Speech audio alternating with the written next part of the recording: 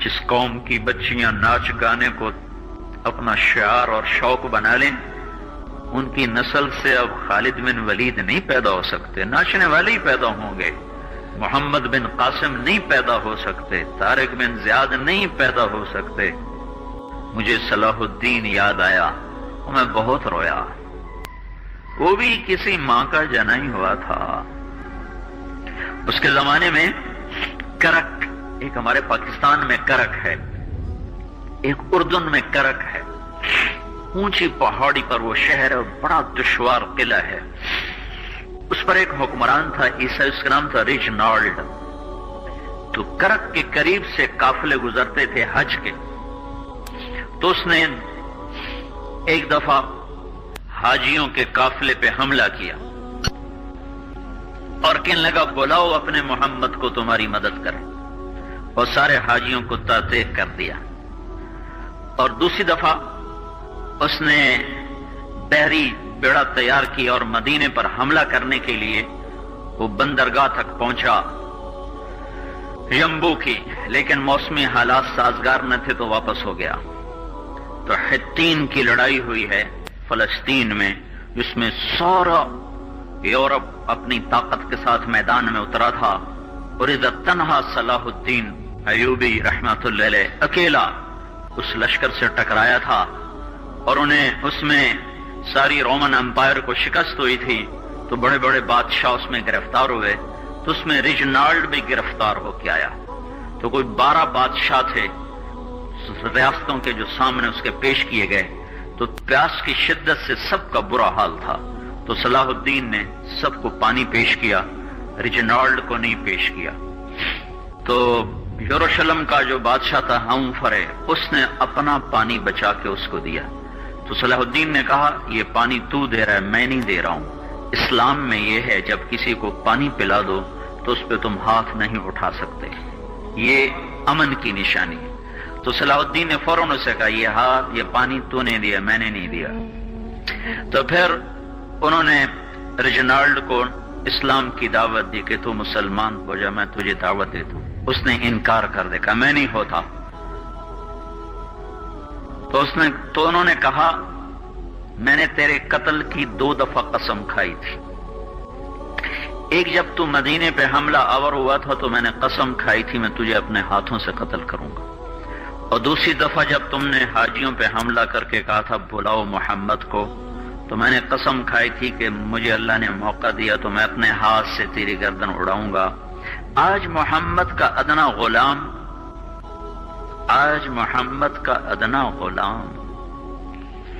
تیری اس بات پر یہ فریضہ ادا کرنے کے لیے آ رہا ہے، اور اپنی تلوار سے اس کی گردن اڑائی، وہ پیچھے لٹک گئی، پوری نہیں اڑی، پیچھے لٹک گئی، خوفناک منظر بن گیا۔ تو سارے بادشاہوں پہ کب کبھی طاری ہو گئی۔ تو صلاح الدین فرمانے لگے ہمارے مذہب میں یہ نہیں ہے، بادشاہوں کے ساتھ ہم بادشاہوں جیسا ہی سلوک کرتے ہیں، پر یہ حدود سے آگے چلا گیا تھا۔ اب مجھے یہ قصہ بھولا ہوا تھا، مجھے انہی حادثوں میں، انہی ہنگاموں میں وہ یاد آیا، تو بعد تنہائیوں میں بیٹھ کے بے بسی کے آنسو بہہ جاتے ہیں، اور اس کے سوا کوئی چارہ نہیں ہے۔ ہماری ساری نسل موسیقی میں ڈوب چکی ہے، جو بدن سرتال پہ تھرکتے ہوں، جو بدن موسیقی کے اوپر ہلتے ہوں، رقص میں آتے ہوں، ان پہ کانٹے ہی اگیں گے، ان پہ صلاح الدین کا پھول نہیں اگ سکتا، ان میں محمد بن قاسم کے پھول نہیں اگ سکتے۔ بانجھ ہو گئی ہے ہماری نسل، اور یہ یورپ کا سحر ہے جو چل گیا ہے، ہماری بے بسی ہے، ہماری بے بسی ہے۔ میں تو بس منت ہی کروں گا اپنے آپ کو پہچانو، اپنی ہستی حیثیت کو پہچانو، اپنی نسبت بدلو۔ تمہاری نسبت یورپ کے ساتھ ہو کے اگر موت آئی بے قیمت ہو جائیں گے، اگر مدینے والے کی نسبت مل گئی تو حضرت فاطمہ کے دائیں بائیں تمہیں بھی کھڑا کر دیا جائے گا، حضرت خدیجہ کے دائیں بائیں تمہیں بھی کھڑا کر دیا جائے گا۔ یہ چند دن ہیں، صبر کر لو، گھٹ گھٹ کے مر جانا ہی ظالم و مظلوم میں نہ کھڑا کرنے کے اللہ خدا رہا ہے. بہت سے دوست کہتے ہیں مسلمانوں کے ساتھ کیا ہو رہا ہے، کیا ہو رہا ہے، کیا ہو رہا ہے، کافر کیا کر رہے ہیں، ظالم کیا کر رہے ہیں. جس کے ہاتھ میں حکومت ہے وہ فرعون بن چکا ہے، جس کے ہاتھ میں طاقت ہے وہ یہ کر چکا ہے. کوئی نہیں پوچھنے والا، کوئی نہیں ارے ہے ہم جلد باز ہیں، وہ بردبار ہے. ہماری طبیعت میں جلدی ہے، اس کی طبیعت میں بردباری ہے. وہ ظالم کو بھی دیکھ رہا ہے، مظلوم کی آہیں سسکیاں بھی سن رہا ہے. غافل نہیں ہے، اللہ کا عرش ہلتا ہے جب مظلوم کپ کپاتا ہے. مظلوم کافر بھی ہوگا تو اللہ اس کا ساتھی بن جائے گا. مظلوم کی کوئی برادری نہیں اللہ کے دربار میں. مظلوم کی ایک ہی برادری ہے، وہ مسلمان ہو، وہ ہندو ہو، وہ دہریہ ہو، وہ کافر ہو، یہودی ہو، عیسائی ہو، بدھ مت ہو، بت پرست ہو، آتش پرست ہو. مظلوم ہے تو اللہ اس کے ساتھ ہے. ارے اللہ کے قدموں میں جھکو، اللہ کو منا لو، حکومتوں کے پیچھے مت پڑو. وہ ظالم ہے تو صبر کرو، ان قریب اللہ آ رہا ہے. وہ عیاش ہیں تو صبر کرو، ان قریب اللہ آ رہا ہے. افسر راشی ہے تو صبر کرو، ان قریب اللہ آ رہا ہے. ہاں تم دیکھتے نہیں ہو، یہاں حسین کا سر نیزے پہ چڑھ گیا اور یزید تخت پہ بیٹھا رہ گیا. ابن زیاد نے فتح کا جھنڈا لہرایا اور آل رسول کے لاشیں تڑپا دیے گئے. اللہ کی قدرت اور سنت میں غور تو کرو. ضروری نہیں جن سے راضی ہو ان کے جھنڈے لہرائے، جن سے راضی ہوتا ہے ان کو کبھی یوں بھی کر دیتا ہے. کائنات کا سب سے مقدس قافلہ، سب سے مقدس خاندان، سب سے مقدس نسل، خراسان میں ایک آل رسول میں سے شخص کا انتقال ہوا. فاقے آئے، بیوی نے اپنے فاقہ چھپانے کے لیے ہجرت کی، سمرقند چلی گئی. وہاں پہنچی تو ایک والی سمرقند کے پاس گئی. مسافر ہوں، پردیسی ہوں، رات کے لیے ٹھکانہ چاہیے، بچوں کے لیے خوراک چاہیے، میں آل رسول میں سے ہوں. اس نے کہا کوئی گواہ لاؤ، تو آل رسول میں ہے. کہ میں تو پردیسی ہوں، میرا تو کوئی گواہ نہیں. وہ کہنے لگا یہاں ہر دوسرا آدمی کہتا میں آل رسول ہوں.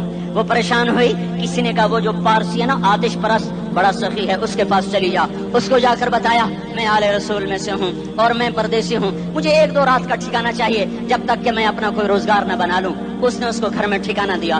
رات کو والی سمرقند نے خواب دیکھا کہ وہ جنت میں ہے اور ایک عالی شان محل ہے جس کے دروازے پر حضرت محمد صلی اللہ علیہ وسلم کھڑے ہوئے ہیں. اور یہ آ کر کہتا یا رسول اللہ یہ کس کا گھر ہے؟ تو آپ نے فرمایا ایک مسلمان کا گھر ہے. تو اس نے کہا یا رسول اللہ میں بھی مسلمان ہوں.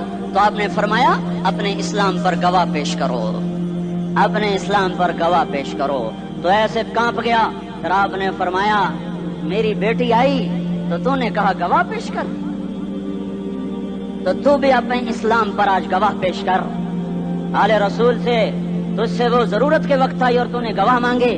یہ خاندان ہے، یہ خاندان کائنات کا افضل ترین. اس کی آنکھ کھلی، اس کی ہائے ہائے چیخ پکار. او بھائی وہ بچے وہ عورت کہاں چلی گئی؟ کہا جی وہ پارسی سردار لے گیا. جو صبح دھما دھم اس کا دروازہ جا کر کھٹکھٹایا. او بھائی منہ مانگا انعام لے لے، وہ خاندان مجھے واپس کر دے. تو اس کی آنکھوں میں آنسو آ گئے. کہا آقا سودا بن دیکھا تھا تو ہو جاتا، دیکھنے کے بعد سودا نہیں ہے. میں اس عورت اور ان بچوں کو پناہ دیتے ہی اللہ نے میرا دل کھولا، میں مسلمان ہو گیا، میرے بچے بھی مسلمان ہو گئے. میں شام تک پارسی تھا، میں سویا ایمان کے ساتھ، اور جس وقت تم خواب دیکھ رہے تھے اسی وقت میں بھی وہ خواب دیکھ رہا تھا. جب تجھے دھتکارا جا رہا تھا تو مجھے اللہ کے رسول کہہ رہے تھے یہ محل تجھے دیتا ہوں، یہ محل تجھے دیتا ہوں. اس خاندان کے 16 پھول خاک و خون میں لوٹے ہوئے تھے.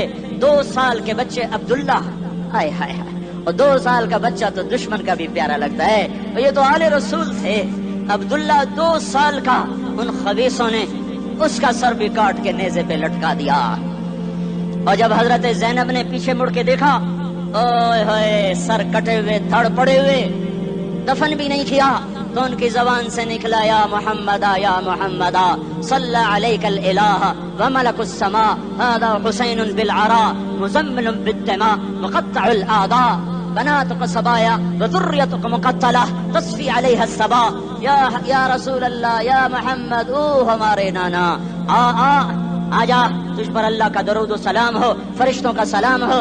آج اپنے حسین کو دیکھو، آج اس کی مہندی ہو رہی ہے. آج اس کی مہندی کس چیز سے ہو رہی؟ اپنے خون سے مہندی رچائی جا رہی ہے. آج اس نے سرخ پوشاک پہنی ہوئی ہے، کس چیز سے؟ اپنے ہی خون کی پوشاک ہے. جیسے گلاب کے پھول کی پتیاں بکھر جاتی ہیں، مقطع الاعضاء، آج دیکھو اس کا جسم ٹکڑے ٹکڑے ہوا پڑا ہے۔ کفن دینے والوں نے کفن نہ دیا تو ہواؤں نے آگے بڑھ کر گرد و غبار سے ان کے جسموں کو چھپا دیا۔ آج تیری بیٹیاں قید ہو گئی ہیں، اولاد تیری قتل ہو گئی ہے۔ یہ امتحان کا جہان ہے، یہ امتحان کا جہان ہے۔ ظالم دندناتے ہیں، مظلوم پستے ہیں۔ آج آ گیا، آج میرا اللہ آ گیا۔ جسے آخرت کا یقین ہو اور جو اللہ پر ایمان رکھتا ہو، شراب زنا سے بچتا ہو، اللہ کا فرما بردار ہو، وہ کانوں میں انگلیاں دے لو، آنکھوں پہ پٹی باندھو، تمہارا اللہ تمہارے ساتھ ہے۔ دنیا میں کمی آئے گی تو آخرت میں پوری کر کے دکھائے گا۔ زیادتی کرنے والوں کو گرفت میں لا کر دکھائے گا۔ ان بطش ربک لشدید